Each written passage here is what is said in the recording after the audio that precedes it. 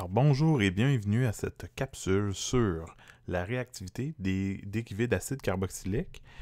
Donc nous allons regarder un petit peu la réactivité des acides carboxyliques, mais aussi de d'autres molécules qui sont dans la famille similaire, avoisinante. Donc évidemment, vous avez les acides carboxyliques qui sont COOH. Vous avez comme dérivés également ce qu'on appelle les halogénures d'acyle. Donc, halogénure parce qu'il y a un halogène, donc un X, qui peut être chlore, brome ou iode, parfois fluor, mais le fluor est moins réactif. Et vous avez le double O. Donc, le X remplace le OH des acides. Vous pouvez avoir des anhydrides qui sont, à la place d'avoir un OH, vous avez un O, double O avec une autre chaîne de carbone. Vous pouvez avoir des esters. Donc, les esters, au lieu d'avoir OH, vous avez OR, où le R peut être différent de l'autre qui est de l'autre côté du double O. Vous pouvez avoir des amides. Donc, les amides, c'est à la place d'avoir un OH, encore une fois, on a un N qui peut avoir soit juste une chaîne de carbone ou deux chaînes de carbone ici différentes. L'autre peut être un H ou une chaîne de carbone, tout dépendamment si on a une amide secondaire ou tertiaire. Okay? Donc, il faut au moins une chaîne de carbone, mais parfois on peut même en avoir une deuxième, donc ça dépend des fois. Et le dernier qui est quand même un petit peu différent, c'est le groupement nitrile, donc C-N. Il est quand même assez différent de l'acide carboxylique, mais à cause de sa réactivité, on va quand même le mettre comme un dérivé d'acide carboxylique.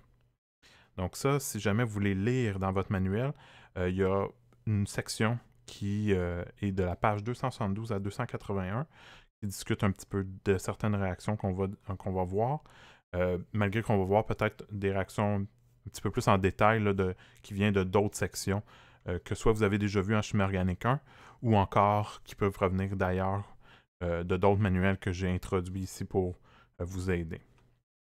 Donc, les premières réactions que je veux vous parler, c'est des réactions qui préparent des acides carboxyliques.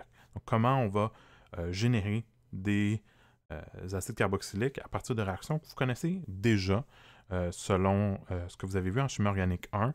Donc, c'est juste un rappel ici de certaines réactions. Donc, une des premières réactions que je vais vous présenter, c'est celle où on part avec un alcène et on effectue une ozonolyse oxydante ou encore une oxydation forte de cet alcène-là, qui fait en sorte qu'on va couper l'alcène en deux. Évidemment, pour avoir un acide, il faut que l'un des deux côtés de l'alcène comporte une seule chaîne de carbone et non pas deux. Donc, parce que du côté où il y a deux chaînes de carbone, à ce moment-là, on va avoir juste une cétone, on ne peut pas aller se rendre jusqu'à l'acide carboxylique. Toutefois, si vous avez un côté de l'alcène qui a un H en plus d'une chaîne de carbone, à ce moment-là, on va produire un acide carboxylique.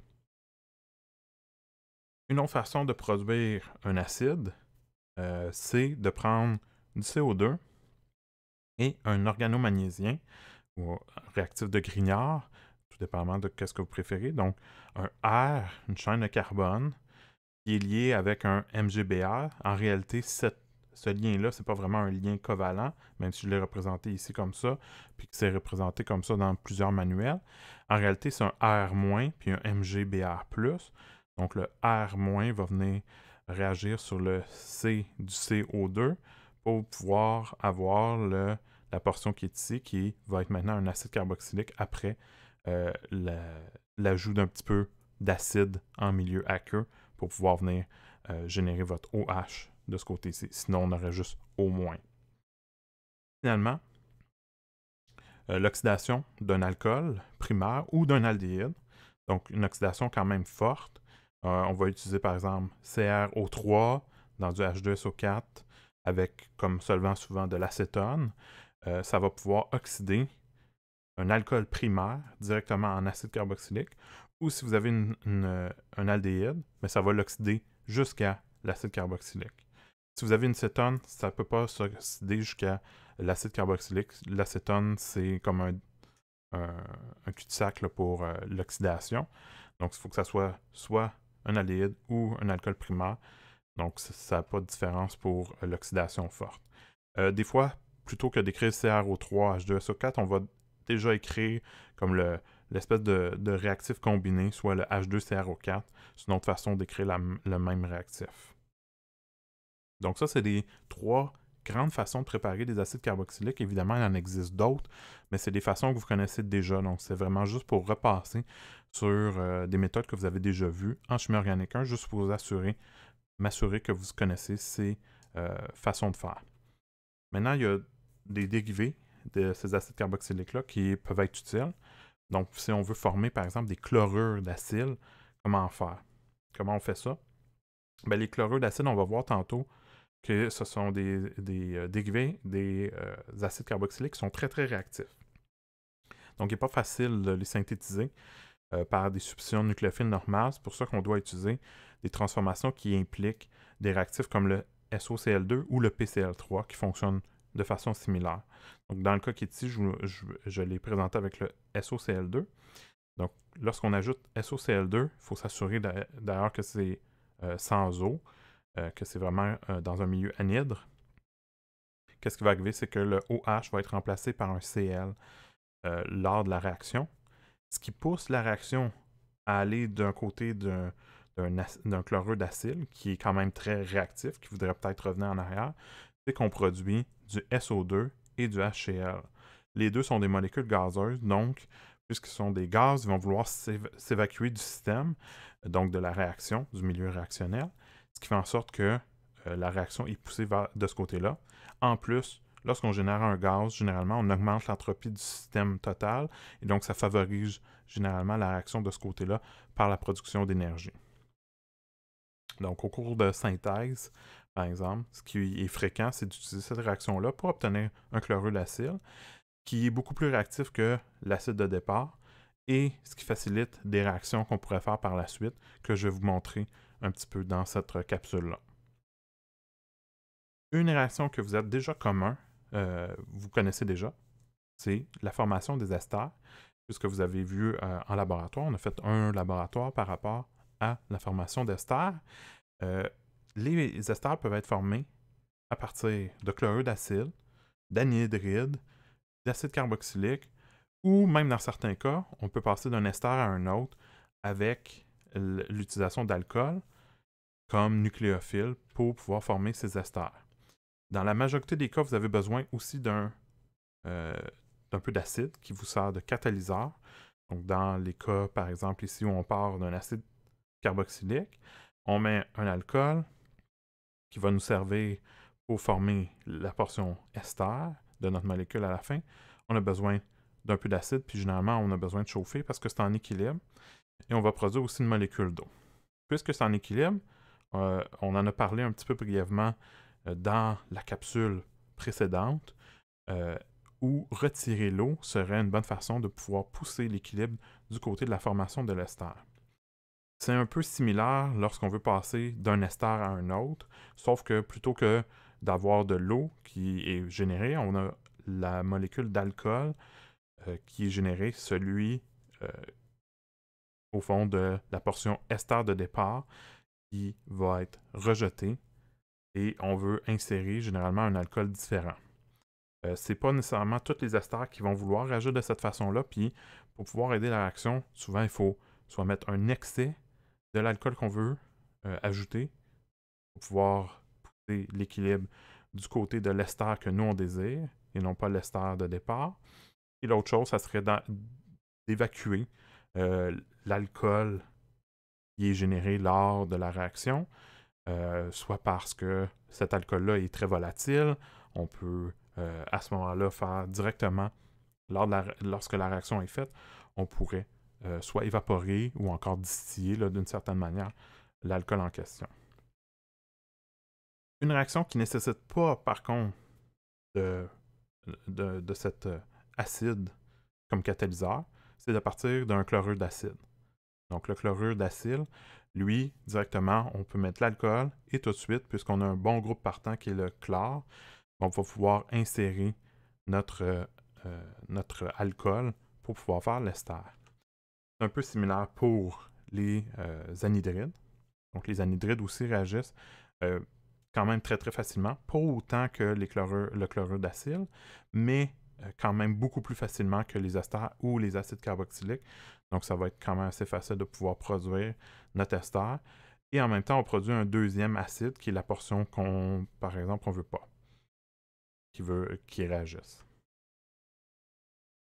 Donc à ce moment-là, une des réactions que vous avez utilisées en laboratoire, c'est justement l'estérification de Fischer. Vous êtes parti d'un acide carboxylique, puis vous avez pu former un ester en retirant une molécule d'eau à l'aide d'un alcool puis une catalyse acide. Souvent, vous avez utilisé, par exemple, l'H2SO4.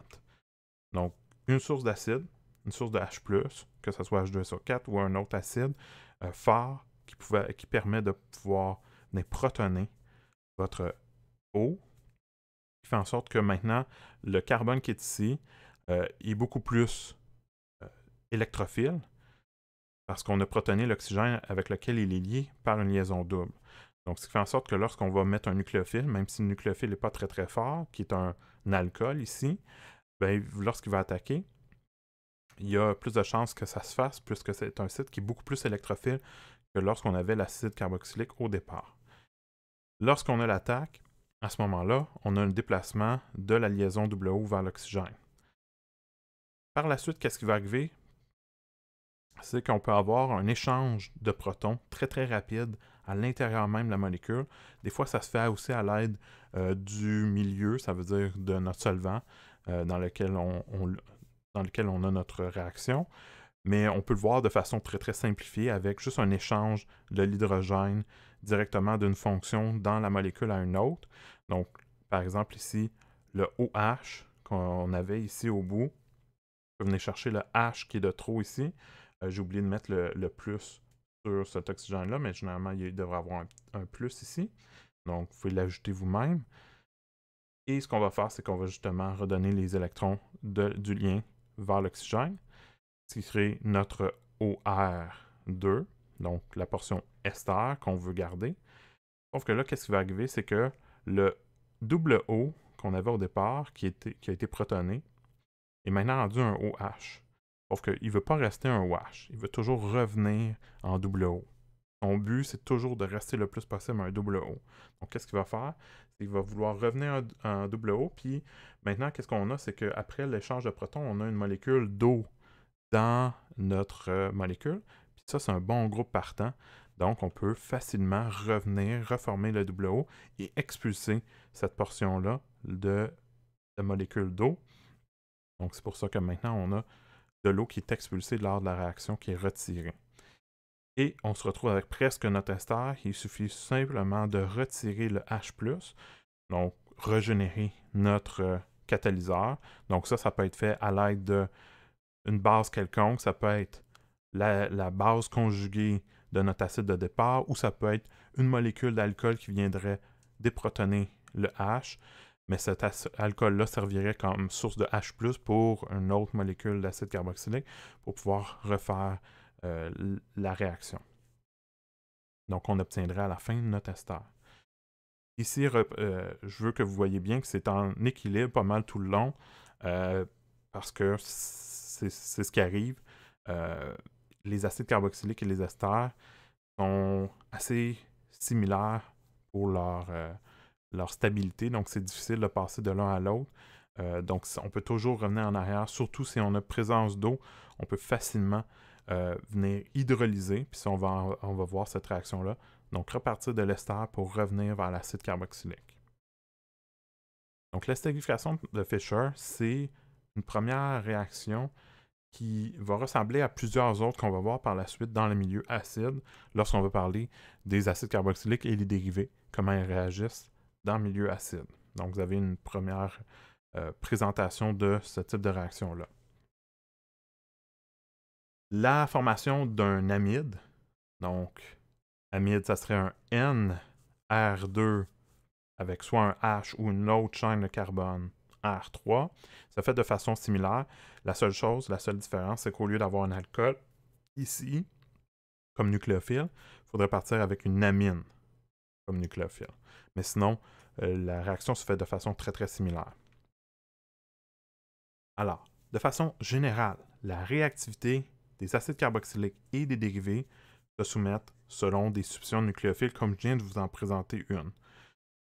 Le plus important, c'est qu'est-ce qui arrive, c'est que lorsqu'on a notre molécule de départ, donc soit un acide carboxylique ou un dérivé, généralement, la portion qui est ici, on le considère comme un groupe partant lors de la réaction.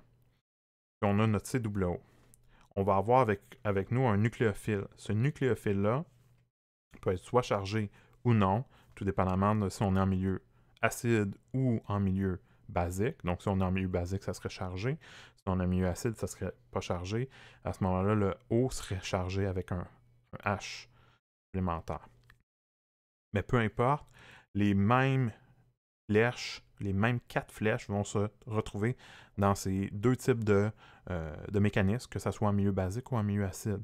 Vous aurez toujours l'attaque du nucléophile sur le COO et le bris du COO. Donc ça, c'est les flèches que je numérote 1, 2.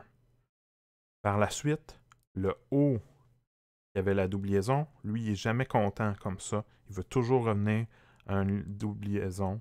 Donc, ça, c'est comme ce que j'appelle comme l'espèce de film de Star Wars. Okay? Le Jedi Strike Back, ben là ici, ou le Empire Strike Back, mais ici c'est le O Strike Back, okay? Qui va revenir. Il va refaire sa liaison double et il va expulser le groupe partant, parce que s'il expulse le nucléophile, on reviendra en arrière. Ce qui est possible si on est en milieu, si on est en équilibre, ce qui arrive souvent, mais ce que nous, on veut favoriser, c'est de faire partir le groupe partant pour pouvoir arriver à notre molécule finale qui est désirée. Donc ça, c'est les flèches 3, 4. Donc le 1, 2, 3, 4 sont ces 4 flèches-là toujours présentes dans pas mal toutes les réactions que je vais vous présenter et que je vous ai présentées déjà avec la formation des esters et amides là, qui se fait de la même façon. Donc il y a toujours ces 4 flèches-là. Je vais essayer de vous les numéroter pour que vous puissiez les voir dans les mécanismes, mais c'est vraiment le squelette du mécanisme. Le reste, c'est souvent juste une protonation, une déprotonation, un échange de protons. Donc, c'est des étapes un petit peu plus moins présentes, pas présentes, mais moins particulières pour cette réaction-là, qui sont présentes dans d'autres types de réactions similaires que vous avez déjà vues. Donc, c'est vraiment ces 4 flèches-là qui sont vraiment très, très importants pour les réactions. L'ordre de réactivité, ça s'explique par le fait qu'il y a des facteurs électroniques, puis il y a la facilité d'expulser certains groupes partants plus que d'autres. Hein, par exemple, les groupements N des amides et le fait que les amides, il y a beaucoup de résonance possible, fait en sorte que les amides sont très très peu réactives. Les esters et les acides carboxyliques également, ce n'est pas des bons groupes partants, des OR- ou des OH-, ce pas des bons groupes partants, puis des N- non plus, ce pas des bons groupes partants. Donc, ça fait en sorte que les amides sont pas très très réactifs, mais les esters et les acides, c'est pas super réactif non plus. Par contre, les anhydrides et les chlorures d'acyle, eux sont des molécules, des dérivés des acides carboxyliques qui sont très très réactifs, donc ils sont amplement utilisés pour certaines types de synthèse. Malgré qu'on peut utiliser les acides et les esters dans certaines réactions. Donc vous avez ici du moins réactif au plus réactif. Si jamais vous voulez savoir, les cétones et les aldéhydes se trouvent entre les acides et l'anhydride. Donc vous auriez ici cétone, puis aldéhyde qui est un petit peu plus réactif comme on l'a vu dans la capsule précédente. Alors, je vais vous présenter des réactions qui se font en milieu basique, puis des réactions qui se font en milieu acide. Ce qui est important, c'est que, peu importe c'est quoi la réaction, vous aurez toujours les 1, 2, 3, 4. Ces 4 flèches-là qui vont toujours être présentes dans les mécanismes de réaction des dérivés des acides carboxyliques. Donc, si on veut, par exemple, hydrolyser c'est briser l'ester ou l'amide ou un nitrile en milieu basique pour pouvoir former généralement un acide. Okay?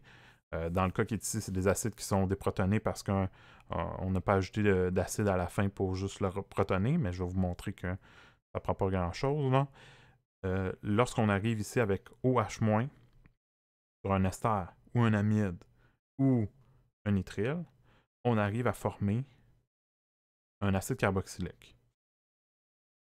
On peut aussi utiliser un alcoolate de façon similaire à OH-. Par exemple, ici, si on veut passer d'un ester à un autre, on pourrait, techniquement, au lieu d'utiliser OH-, on pourrait utiliser OR-. Même chose ici avec les amides, on pourrait utiliser OR- comme nucléophile. Donc, de façon générale, comment ça fonctionne?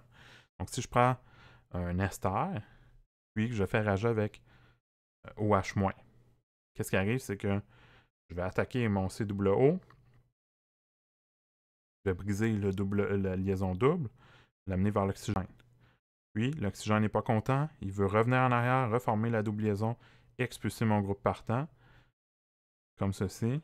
Donc, on a le 1, 2, 3, 4. Donc, les 4 flèches que je vous ai présentées précédemment dans la réactivité générale sont présentes ici. Maintenant, la seule chose qui est différente, c'est qu'à la fin, puisqu'on est en milieu basique, le H de l'acide ne va pas rester là longtemps parce que c'est un H acide, puis on est en milieu basique. Donc, la base du milieu, que ce soit par exemple ici OR- ou OH-, viendrait chercher le H qui est acide pour pouvoir former un acide carboxylique, mais déprotoné, parce qu'on est en milieu basique. Et l'alcool qui est ici, ben, c'est l'alcool qui résulte du groupement partant. Donc, ça serait similaire avec N. On avait un amide, ça fonctionne de façon très très similaire. Donc, je vous montre le mécanisme de façon générale pour ce type-là. Le mécanisme pour les nitriles est quand même très différent. Donc, je ne vais pas vous demander d'aller en détail là-dessus. J'ai juste présenté comme quoi ben, les nitriles peuvent aussi réagir de la même façon. Maintenant, une autre réaction que vous avez vue, puis ceux qui ont fait le cours avec moi pour le cours de chimie organique 1, c'est une réaction qu'on a vue ensemble. Mais si vous ne l'avez pas faite avec moi, peut-être que vous êtes moins habitué à voir cette réaction-là avec les esters, mais vous avez vu des réactions avec les organomagnésiens. Donc, les organomagnésiens, c'est quand même des réactifs qui sont basiques. C'est des bases très très fortes, mais c'est des nucléophiles très très forts. Donc, l'addition d'un organomagnésien sur un ester, ça génère toujours un alcool tertiaire à la fin. Cette réaction-là est vraiment particulière. Pourquoi? Parce que lorsqu'on ajoute un premier équivalent de notre organomagnésien, donc notre RMGX, sur l'ester, le premier équivalent forme, donc il rentre, il expulse le OR, donc va former une cétone. Sauf que le problème, c'est que la cétone, elle est plus réactive que notre ester de départ. Comme je l'ai parlé tantôt, l'ordre de réactivité, les cétones sont plus réactifs que les acides carboxyliques ou les esters. Ce qui fait en sorte que lorsque un organomagnésien va avoir à décider entre réagir avec l'ester de départ ou avec l'acétone qui a été maintenant formée, il va toujours choisir de réagir avec l'acétone formée tout de suite pour pouvoir nous donner, après l'ajout une autre chaîne de carbone qui vient de l'organomagnésien, nous donner un alcool qui va être maintenant lié avec la chaîne R de départ qui était ici de ce côté-là du double O et deux chaînes de carbone qui proviennent d'un eau grignard, donc ici que j'ai mis R''. Donc ça se fait toujours avec deux équivalents, parce qu'on ne peut pas juste ajouter un équivalent. Ça, c'est la particularité des grignards avec un ester. Cette réaction-là est aussi possible avec les chlorures d'acide et les anhydrides. Et elle se fait aussi avec les nitriles, mais c'est un petit peu différent avec les nitriles. Donc, si on ajoute un grignard sur un nitrile, donc sur un triple N, ça nous forme une liaison double N. Sauf que, qu'est-ce qu'on peut faire, c'est qu'en ajoutant un petit peu d'eau dans un milieu acide, ça brise le NH, qui est en fait une imine. Donc, ça nous amène vers la cétone à ce moment-là. Donc, comment fonctionne le mécanisme de cette réaction-là? Ben, c'est une réaction que vous avez vue dans le chapitre 9 de cours de chimie organique. Donc, si jamais vous avez de la difficulté avec les organomagnésiens, peut-être retourner dans ce chapitre-là. Sinon, je repasse très très rapidement sur le fonctionnement de la réaction par rapport aux esters. Donc, qu'est-ce qui arrive? Vous avez une molécule d'un organomagnésium, c'est toujours un R-, donc une chaîne de carbone avec un carbone qui est chargé négativement sur un des bouts, avec le MgX, MgBr ou MgCl+. Donc, c'est ce carbone chargé négativement qui a un doublet libre qui va venir attaquer. Donc, il y a notre nucléophile qui attaque le double O. Donc, encore une fois, on a les flèches 1, 2 et 3, 4 qui se font avec l'expulsion de notre groupement OR de l'ester, donc OR' ici. Et on conserve la nouvelle chaîne de carbone qu'on a ajoutée qui était le R''. Donc, cette chaîne-là est rajoutée. Et maintenant, on a notre double O avec la chaîne R de départ qui est toujours là. Et maintenant, une chaîne R'' qui était notre organomagnésium. Sauf que, comme j'ai dit, ça, c'est une cétone. Et une cétone, c'est plus réactif que l'ester de départ. Donc, dès qu'un organomagnésium va voir cette cétone-là, va vouloir réagir. Donc, c'est ce qui arrive. Donc, c'est pour ça qu'on est obligé de mettre 2 équivalents. Sinon, on aurait juste la moitié de l'ester de départ qui réagirait pour devenir 50% de l'alcool, mais on n'aura jamais cette cétone-là. Donc, qu'est-ce qu'on fait? C'est qu'on part de l'ester et on ajoute tout de suite 2 équivalents pour obtenir notre alcool à la fin, puisqu'on sait que l'acétone, on ne l'obtiendra jamais. Parce que l'organomagnésium, dès qu'il va le voir, le R' ici, moins, va venir attaquer le double O, va briser la liaison double O, et là, il ne peut pas revenir pour reformer la double liaison. Pourquoi? Parce que c'est juste des chaînes de carbone. Des chaînes, à partir d'une chaîne de carbone, comme R-, ben c'est pas possible. C'est pas un groupement partant qui est bon. Okay? Je l'ai formé à partir d'un organomagnésium, ça c'est possible, mais reformer l'organomagnésium comme ça dans le vide, c'est pas quelque chose qui est possible. La molécule est prise comme ça jusqu'à temps qu'on ajoute un petit peu d'acide à la fin. Donc ça, c'est ce qu'on appelle le parachèvement. Donc c'est ce qu'on fait à la fin lorsqu'on fait un lavage, par exemple, à l'acide. Bien là, ça rajoute notre H pour former le OH. Donc ça protonne le O- ici. Donc ça, c'est la réaction avec les organomagnésiens, mais fonctionne de la même façon que ce que j'ai présenté. Un nucléophile attaque le double O, puis le double O veut se reformer. Donc les mêmes 1, 2, 3, 4. Donc les mêmes 4 flèches qui sont encore présentes. Finalement, la dernière portion pour cette capsule, c'est la réactivité en milieu acide. Donc, je vous montre quelques réactions en milieu acide, évidemment. Là, je vais le faire avec de l'eau, mais vous pourriez utiliser un autre nucléophile que de l'eau. Vous pourriez utiliser, comme on a vu tantôt, pour former des esters. Donc, on pourrait utiliser un alcool, mais on pourrait aussi utiliser un autre acide carboxylique ou un autre type de nucléophile. Donc, c'est possible avec d'autres nucléophiles que juste de l'eau. Ici, je le fais avec l'eau juste pour vous représenter qu'est-ce qu'on a comme type de réaction puis comment ça fonctionne. Mais vous êtes beaucoup plus libre que juste faire avec de l'eau. Donc, je vais juste attirer votre attention là-dessus. On pourrait utiliser une amine, on pourrait utiliser autre chose. Donc, qu'est-ce qui arrive, c'est qu'en réactivité en milieu acide, c'est possible d'hydrolyser les esters, les amides, les nitriles. On peut les faire réagir pour qu'ils puissent devenir, par exemple, lorsqu'on utilise de l'eau, un acide carboxylique. Mais on pourrait utiliser un alcool, puis on formerait un ester. Ou on pourrait utiliser autre chose, puis là, on pourrait former, par exemple, un anhydride ou autre chose.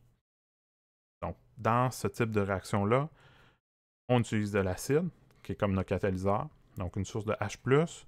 Donc, si on est dans l'eau, des H3+, et un nucléophile. Donc, dans le cas qui est ici, c'est mon eau qui est nucléophile, mais comme je vous dis, vous pouvez utiliser n'importe quoi comme nucléophile qui est compatible avec un milieu acide, en fait. Donc, avec un milieu où il y a des H+. Donc, on peut faire ça sur des esters, des amides, même des nitriles, pour pouvoir former, dans ce cas-ci, des acides carboxyliques. Donc, je vous montre un petit peu le mécanisme. Là, j'ai choisi de le faire avec une amide, mais avec les esters, c'est le même mécanisme. Donc, qu'est-ce qui arrive? Vous allez protoner votre COO, vous êtes en milieu acide. Donc, le milieu acide, contrairement au milieu basique, la différence, c'est que on a un H+, puis il faut protoner notre double O avec un H+. Ensuite, là, notre nucléophile peut attaquer, qui nous donne notre intermédiaire où on a un O ici qui est notre nucléophile, donc notre nucléophile qui est chargé. Et là, on a des H de trop. Donc, qu'est-ce qui arrive? C'est qu'il va y avoir un échange de protons avec le groupement partant qui est ici, notre portion amine. Donc, la portion avec l'azote. Donc, l'azote va venir chercher le H comme un échange. Donc, c'est lui qui va devenir protoné, puis qui va devenir notre groupement partant. Et là, on peut former les flèches pour reformer le double O en expulsant notre groupement partant. Et tout ce qui reste à faire, c'est venir déprotoner, donc retirer le H qu'on avait mis au départ pour reformer notre acide de départ, donc reformer le catalyseur acide. Donc dans le cas qui est ici, ma base que j'ai choisie pour faire ça, c'est ici l'amine qui est partie. Okay? Donc le groupement partant, qui est quand même légèrement basique. Mais ce H+-là peut ensuite être transféré à une autre molécule d'eau qui, lui, peut faire aussi la même chose. Ou encore, l'amine peut directement aller protoner une autre molécule d'amide. Donc, ça n'a pas d'importance que ça soit H3+, ou que ça soit une amine chargée positivement qui vient donner un H+, pour catalyser un autre cycle de réaction. Mais on obtient toujours la molécule à la fin. Dans cette réaction-là, vous remarquerez que les étapes 1, 2, 3, 4 sont encore présentes. La seule différence, c'est qu'en réactivité en milieu acide, vous avez des étapes où on a le proton qui est mis sur le double O, échangé, puis retiré. C'est la seule différence avec le milieu basique. Finalement, la dernière type de réaction que je vais vous parler un petit peu, c'est les réactions des réductions. Les réactions de réduction ont été vues en chimie organique 1 dans le chapitre 10. Donc, ceux qui n'ont pas bien vu le chapitre 10 ou on n'a pas eu le temps de voir le chapitre 10 ensemble, ça serait important de retourner voir le chapitre 10 et les capsules qui sont en lien avec ce chapitre-là du cours de chimie organique 1 pour vous refamiliariser avec les réductions et les oxydations que j'ai présentées au début de cette capsule. Mais celle que nous, on va avoir besoin pour les acides carboxyliques et les dérivés, c'est la réduction avec LiAlH4. LiAlH4, c'est une molécule qui fournit des H-. Donc, même si on écrit LiAlH4, quand on essaie de faire un mécanisme avec ça, généralement, on considère juste cette grosse molécule-là comme étant une source de H-. Donc, c'est comme si on avait un H- qui venait être utilisé comme nucléophile pour pouvoir s'additionner sur l'acide carboxylique. Lorsqu'on utilise LiAlH4, c'est tellement bon comme réducteur que lorsque ça réagit avec les acides carboxyliques ou des esters, ou les chlorures d'acide ou des anhydrides, que je n'ai pas dessiné, mais ça réagit de la même façon, ça forme des alcools primaires. Donc, ça réduit jusqu'à avoir un OH ici au bout de la chaîne de carbone, puisque notre COOH ou notre COOR' était au bout de la chaîne de carbone. Donc, on vient, au fond, faire disparaître le double O pour ajouter des H jusqu'à temps que ça soit juste OH qui soit là. Même chose ici pour l'ester. La différence avec l'ester, c'est qu'on va ajouter des H et on va faire partir la portion OR' qui va se détacher pour faire un autre alcool. Dans le cas des esters, lorsqu'on les réduit, on obtient deux alcools primaires. Un qui est la portion avec le RCOO, qui a été réduit, puis l'autre, c'est la portion OR' de l'ester qui a été expulsée et que maintenant, on se retrouve avec cette portion-là. Fait qu'on a deux alcools, tout dépendamment si les deux vous intéressent ou juste un des deux vous intéresse, mais généralement, vous pouvez facilement les séparer, puis en purifier pour en avoir juste un des deux. Finalement, les réductions pour les nitriles et les amides peuvent se faire également, Sauf qu'on ne va pas réduire jusqu'à un OH, on va réduire pour obtenir juste une forme d'un amine. Ça veut dire l'azote va rester. Donc, dans le cas qui est ici, c'est l'azote qui reste avec ses chaînes de carbone. Donc, si on en a juste une, ça serait une chaîne de carbone et un H. Ou si on avait deux chaînes de carbone, mais c'est deux chaînes de carbone qu'on a à la fin. Si on part avec les nitriles, on va toujours obtenir NH2 parce que le N n'avait rien dessus. Fait qu'on va lui mettre des H lors de la réduction. Donc, la réduction, au fond, c'est d'ajouter des H sur des liens où il n'y avait pas, il y avait des double O, par exemple, ou ici, triple N. Donc, où il y avait des liaisons multiples avec un autre élément qu'un carbone ou des hydrogènes. Donc ça complète cette capsule. Donc il y a beaucoup de réactions dans cette capsule, mais ce qui est important, c'est de vous rappeler de comment les mécanismes fonctionnent, toujours avec les mêmes 4 étapes qui reviennent, qui sont le centre de la majorité des mécanismes pour le milieu acide ou le milieu basique, lorsqu'on utilise des dérivés des acides carboxyliques pour pouvoir faire des réactions avec des nucléophiles. Donc, à partir de ça, même si je change de nucléophile, j'utilise un nucléophile différent, vous devriez être capable de pouvoir utiliser le mécanisme de base que je vous ai présenté, juste changer le nucléophile. Ça va peut-être vous demander un petit peu de pratique au départ, mais ça va être important de le faire. Donc, vous avez de la pratique à faire avec l'atelier. Donc, je vous demanderai de commencer l'atelier dès que possible. Puis, si vous avez des questions, n'hésitez pas à venir me les poser. Je vais être disponible comme d'habitude. Donc, sinon, on se voit à la prochaine capsule. Donc, d'ici là, passez une bonne semaine. À la prochaine!